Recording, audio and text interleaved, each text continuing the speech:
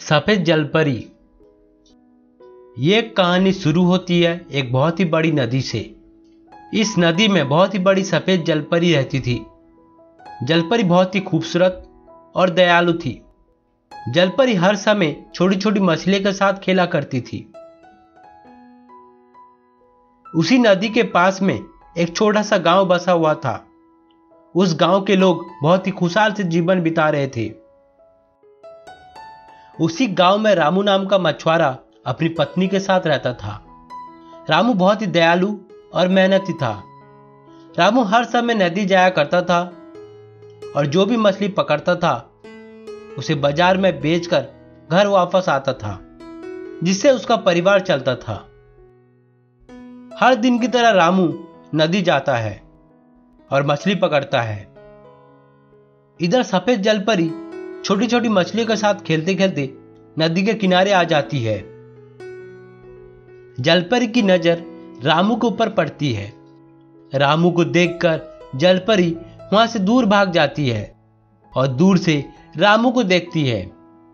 अगर मैं इंसान होती रामू से प्यार करती, लेकिन कोई बात नहीं है, मैं जलपरी हूं और इंसान से प्यार कर सकती हूं। जलपरी अपने दिल को तसल्ली देते हुए वहां से भाग जाती है।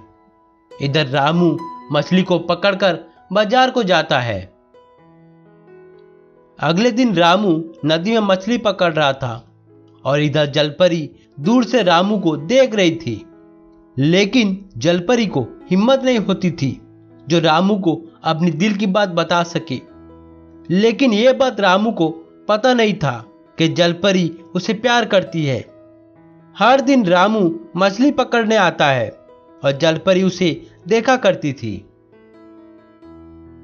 ऐसे तैसे करके एक महीना बीत गया, लेकिन जलपरी रामू से प्यार करती है ये बात उसे बता नहीं पाई। एक दिन रामू नदी को आता है और जलपरी उसके नाव में बहुत सारी मछलियां डाल देती है। यह देखकर रामू हैरान हो जाता है। अरे, मछलियां मेरे नाव में अपने आप आ रहे हैं। रामू इधर उधर देखता है, लेकिन उसे पता नहीं चलता है ये काम जलपरी का है। रामू सारी मछली को लेकर बाजार जाता है और उसे बेचकर सबसे ज्यादा पैसा लाता है। क्या बात है, तुम आज बहुत खुश नजर आ रहे हो? हाँ, आज मैं बहुत खुश हूं, क्योंकि आज मैं बहुत ही मछली पकड़ा हूं, जिसे बेचकर ज्यादा पैसा मिला है। फिर से अगले दिन रामू नदी जाता है। नदी की सारी मछलियां रामू के नाव में आ जाती है। यह देखकर रामू हैरान हो जाता है और डर जाता है। रामू उधर ही नाव छोड़कर घर वापस आ जाता है और पत्नी को सारी बात बताता है। क्यों डर रहे हो? लगता है सारी मछलियां तुमसे प्यार करती होंगी। जल्दी जाओ, नहीं तो तुम्हारा नाव कहीं दूर भाग जाएगा। रामू तुरंत नदी के पास जाता है। देखता है नाव नदी के अगले किनारे पे लगी है। रामू तैरते हुए नाव के पास जाता है। रामू नाव में आते ही नदी की सारी मछलियां नाव में आ जाती है। लगता है ये कोई जादू टोना का काम होगा। रामू इधर उधर देखता है, लेकिन कोई नजर नहीं आता। तभी सफेद जलपरी रामू के पास आ जाती है। रामू सफेद जलपरी को देखकर डर जाता है। डरो मत, मैं तुम्हें कुछ नहीं करूंगी। अच्छा, ये तुम्हारा काम है, तुम्हारी मेहरबानी नहीं चाहिए। मैं अपनी मेहनत से मछली पकड़ लूंगा। यह मेहरबानी नहीं थी, ये मेरा प्यार का तोहफा था। मैं तुमसे प्यार करती हूं। जलपरी की बातें सुनकर रामू हैरान हो जाता है। लगता है तुम पागल हो गई हो। मैं तुमसे प्यार नहीं कर सकता। क्यों, क्या परेशानी है? तुम एक जलपरी हो, ना कोई इंसान। तो यही परेशानी है तुम्हारी। सफेद जलपरी अपनी जादुई शक्ति से इंसानी रूप में आ जाती है। अब तुम मुझसे प्यार कर सकते हो। तुम्हें क्या लगता है तुम इंसानी रूप में आ जाओगी तो मैं तुमसे प्यार करूंगा? मैं शादीशुदा हूं, मेरी पत्नी मेरा इंतजार कर रही है। मैं जा रहा हूं। इतने में सफेद जलपरी अपनी जादुई शक्ति से रामू को बंदी बना लेती है और अपने साथ ले जाती है। शाम हो जाती है। इधर रामू की पत्नी रामू का इंतजार कर रही है। शाम हो जाते ही घर आ जाते हैं, लेकिन अब तक घर नहीं आए।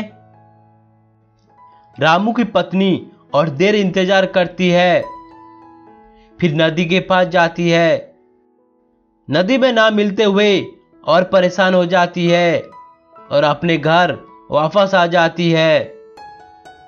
सुबह होते ही रामू की पत्नी नदी जाती है। नदी के पास उधर ही इंतजार करती रही। तभी चामुंडा तांत्रिक उस रास्ते से जा रहा था। बाबा, मेरा पति कल से घर नहीं आया है। क्या कोई बड़ी परेशानी में फंस गया है? तुम मेरे पति को बचा लो। बेटी, घबराओ मत, अभी पता करता हूं। तांत्रिक अपने मंत्र से रामू का पता लगा लेता है। बेटी, तुम्हारा पति सफेद जलपरी के कैद में है। ये बात सुनकर रामू की पत्नी हैरान हो जाती है। बाबा, मेरे पति को बचा लो। तांत्रिक अपनी शक्ति से नाव लाता है। रामू की पत्नी और तांत्रिक जलपरी के पास जाते हैं। देखते ही देखते समुद्र के गहराई में पहुंच जाते हैं। तभी उनकी नजर जलपरी के ऊपर पड़ी। ए जलपरी, रामू ने तुम्हारा क्या बिगाड़ा है? तुम रामू को छोड़ दो। मैं रामू से प्यार करती हूं, मैं उसे छोड़ नहीं सकती।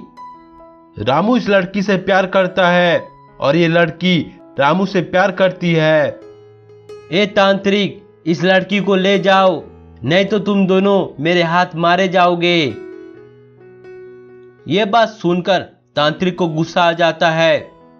तांत्रिक और जलपरी के बीच लड़ाई हो जाती है। कुछ देर लड़ाई होने के बाद तांत्रिक जलपरी को मार देता है।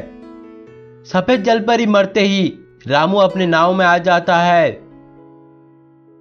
रामू और उसकी पत्नी खुशी खुशी घर वापस जाते हैं। हेलो दोस्तों, ये कहानी कैसे लगी? अच्छी लगी है तो हमें कमेंट बॉक्स में जरूर बताएं और लाइक करना ना भूलें। और मजेदार कहानियां देखने के लिए हमारे चैनल को सब्सक्राइब करें।